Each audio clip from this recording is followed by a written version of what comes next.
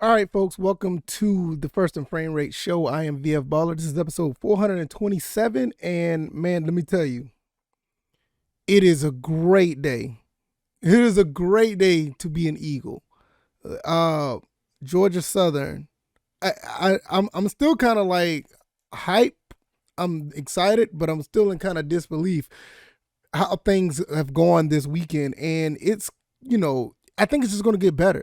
We're going to talk about what happened in the Morgan State game, the way that we played the game. We're going to go through that once again. If you did not check out my post-game remarks on my last video, if this is your first time here, we're going to also discuss what to look forward to down the road because we got Nebraska next.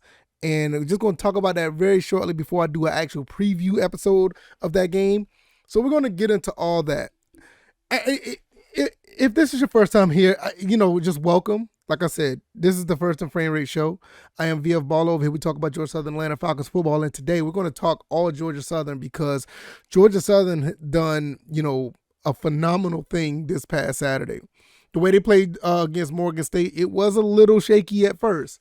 And looking back on it, taking some days, a couple of days to sit back and think about it, and everything was totally understandable. I get it. I understand where the nervousness and the jitters come from. I watched the game 2 more times since the game was live, and I think overall we're going to be okay. We haven't talked much about what the defense have done. I think they need to tighten up on the running game a little bit, but like I said, we're going to talk about that, shortly. All right, first and foremost, the beginning of the game where we saw a lot of jitters and the way that Kyle Van Treese was throwing the ball.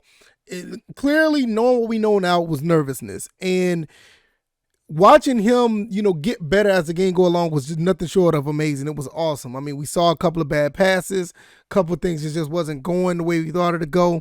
But once he settled down, things just got, it was like a well-oiled machine. I mean, everything was just beautiful the way it was going. The passing game, picked up very well. The receivers got some space. Caleb Hood had a pretty good 46-yard catch. Derwin Burgess with an amazing catch. I got it pictured on the screen if you're watching this on the YouTubes or Rumble. It was a beautiful thing if you saw the way he caught that ball in the corner of the end zone. It was just amazing. So once we saw how things were going there, then the other passes, the Jeremy Singleton catch, and honestly, and I really didn't want to talk about this from the beginning, the first touchdown pass when it was a bad pass. I don't care what anybody says, it was a bad pass, but O.J. Arnold, how about him? He has the awareness to get the ball off of the tip and scores the touchdown, and he ran in a 23-yard touchdown of his own. I mean, I know there was rumbling saying that this kid was going to be special, but I really think we got something with O.J. Arnold. I would not be surprised with the 3-headed monster we got with White, Green, and Arnold. Arnold will get a little bit more more touches than we thought. You also have to understand he was the leading rusher on the team at 45 yards, which is really, really weird for Georgia Southern because Georgia Southern is known for running for 380 plus consistently. You know what I'm saying? So it was really interesting to see how everything just flipped for Kyle Van Treese to throw for 367, where normally we would run for 367. And we threw the ball 46 times, 10 different receivers caught a pass.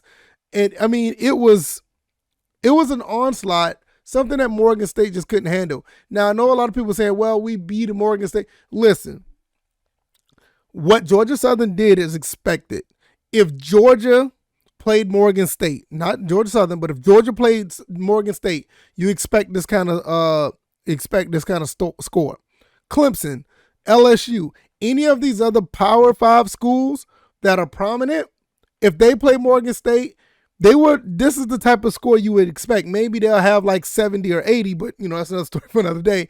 But this is what you expect when you play this type of opponent. Now, in the beginning, where it was 17-7 at halftime, yeah, we were all sitting there scratching our heads like, wait a minute, we're better than this.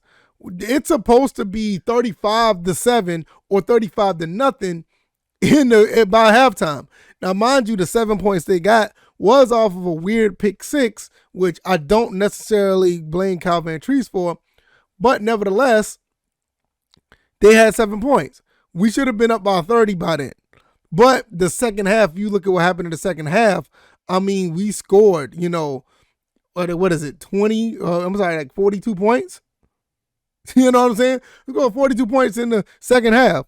So if everything was going the way it was going outside of the jitters and the nervousness, we could have dropped almost 70 points on these guys. I credit the coaching staff for making halftime adjustments. I credit the kids that are on the field, the players that are on the field, to fall in line with that adjustment and be great. Because once the second half came, it was lights out. I mean, Caleb Hood had that touchdown. Jalen White ran over some people twice for a touchdown. Jeremy Singleton caught the back shoulder fade. Then Gerald Green had a run, and Omari Arnold had a 23-yard run, which I didn't expect he was going to score, but he got away from the defense so fast. So, overall, I think that we could do better with tackling. Obviously, I think the tackling was a little off, but I think that's something that they need to go ahead and work on. And I think that they should. I will say they should get better down the road. Now, it is a phenomenal time to be an Eagle. It's a great day to be an Eagle. We won the game. This program is on the verge of definitely turning around. We're not done yet. Don't just sit here and think because of Morgan State, we beat them, by 52 points, it's all good. No, we also have to understand that we got other competition that's coming up. We have other competition, and it all starts with the Nebraska game. Now, what can we do against Nebraska? I think Nebraska can be had. I mean, they got us down at now. Look at this. We're at 21.5. The spread is 21.5 right now. I think that is going to go down a little bit. I think that Nebraska is not doing very well at defending the pass. Honestly, I don't think their defense. I don't think their team is as good as people want to make it seem. I really think that Nebraska could be in trouble because of the few games they played. It didn't look good. It didn't look good for them. They played University of North Dakota, not the North Dakota that we all know that's dominant in the FCS, which makes it worse. They played against North Dakota, and they only won that game by 2 touchdowns. Well, I'll take that back. 3 touchdowns. 38-17, whatever you call it. 3 touchdowns. So it's like, what are we doing here? Can Nebraska get beat at Lincoln? I think they can. I don't think that Nebraska can, they have a chance of winning, obviously. They play at home. I'm not going to sit here and say that we're just going to run in there and beat them. But this is not a gimme game. This is not a gimme game for Nebraska. And a lot of their fans know it. You can see it on Twitter. They know that they're going to have an issue with Georgia Southern. They don't have the defensive backs to go against all of our receivers. I think our front offensive line can move these guys a little bit as well. And if they're looking towards that Oklahoma game, they're going to be sadly mistaken. This could be an easy trap game for them. Now, with us going up to Georgia, going up to Lincoln, we do have a little something to hang our hat on. We know that we could pass the ball against them. We can set that up to get the run. We also have a quarterback that has been there before when he played for Buffalo. Now, I don't want to get too much further into that game because, like I said, I want to wait. What I'm going to do, I'm going to see if I can watch the Nebraska Cornhusker game against the University of North Dakota. I think I'm going to watch that game, even though they won that game 38-17. I really want to see what they're about. I did watch the Northwestern game. They ended up losing that game 31-28. But what I will say with that is they were playing in Ireland, first game jitters. Things could be a little wonky. I think the second game is actually telling us what type of team we're going to be going up against. I think the second half of Georgia Southern pretty much showed us what type of team we have. And I think with a quarterback with Kyle Van Treese, we should be able to have a little bit of composure playing in Lincoln, Nebraska. Like I said, he's been there before. He's a veteran. It's a good thing that we have a quarterback like that. Nevertheless, let me double back and go back to Georgia Southern overall. Let's talk about our team before I get out of here. I think a lot of people have been sadly mistaken. I think a lot of people have been sadly mistaken with what this team is and what it's about. A lot of people thought this team was going to be in a transition mode. We're going to have our struggles. A lot of people thought that we're going to have a lot of athletes that's not necessarily used to this type of offense. The defense, I don't think anybody said much about defense. Everybody knows a lot of guys on defense was injured, but we have a really good defense as well. Don't get it twisted.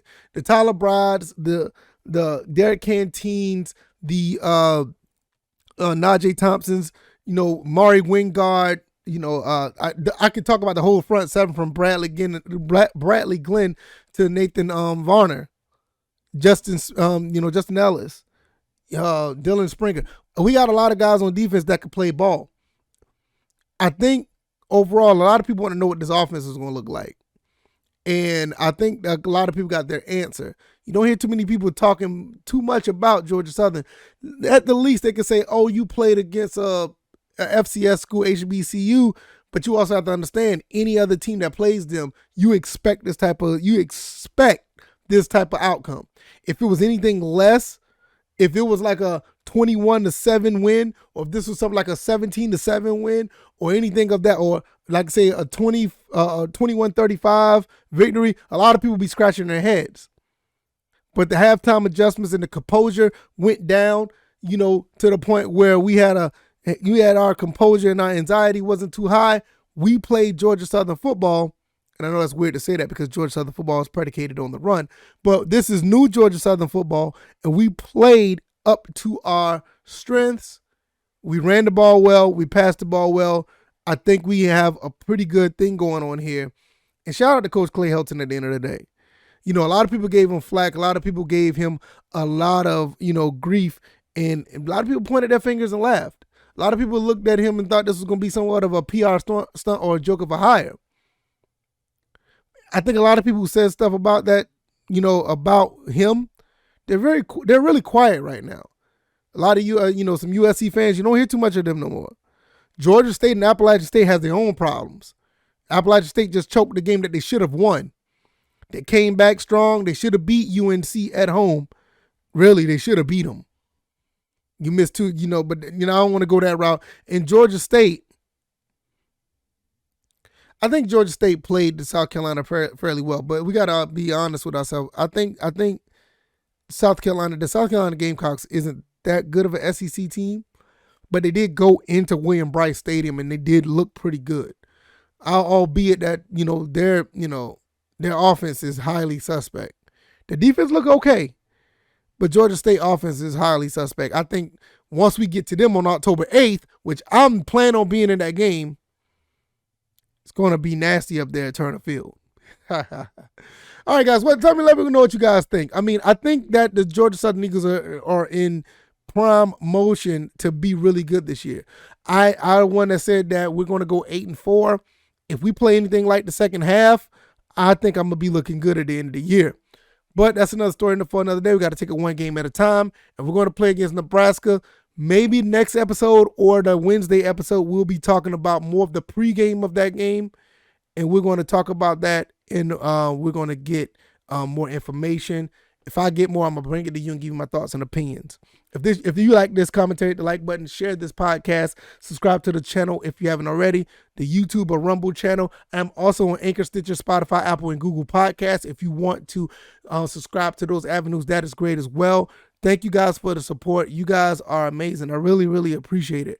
Hopefully, we will continue to talk more success. And even if we do lose a game here and there, we can learn from our mistakes and bounce back. Because that's what it's about. We would love to go undefeated.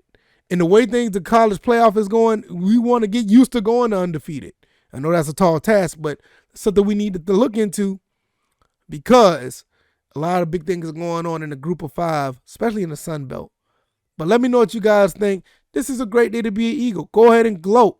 Wear your Georgia Southern gear. Let people know what's going on here. You know what I mean? It's a good time. We're going to talk more down the road, and hopefully you guys enjoyed this episode. Thank you for watching if you made it this far, or thank you for listening if you made it this far. And I'll see you guys on Tuesday. All right, y'all. Y'all take it easy. Y'all be blessed. Peace.